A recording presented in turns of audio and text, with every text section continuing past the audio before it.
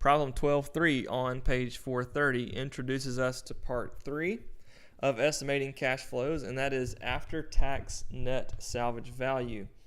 After-tax net salvage value is always calculated in the last year of the project's life, and there are 4 steps. We're going to try to keep this pretty systematic. There are 4 steps to finding after-tax net salvage value, and there they are. Number 1, the first thing we have to do is find book value. And recall that book value is the original cost of the equipment minus depreciation. So if I read the problem, here's what it says. Kennedy Air Services is now in the final year of a project. The equipment originally cost $20 million, of which 80% has been depreciated. So original cost in this case is $20 million according to the problem, and depreciation is 80% of that original cost, $20 million. 80% of $20 million is $16 million.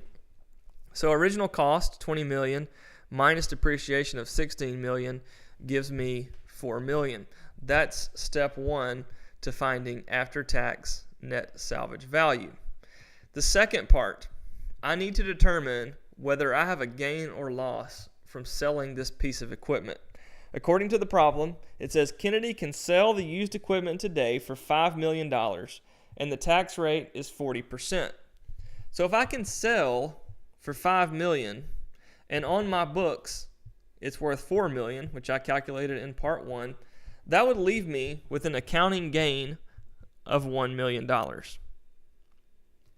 Part 3, I need to determine the tax on this gain or loss. Since I have this $1 million gain, the federal government is going to take 40% of that. So $1 million, which is calculated back here in part 2, multiplied by my tax rate, which is given to me, 40%, is equal to a tax bill of $400,000. Now the final step, there are 2 cash flows in this process.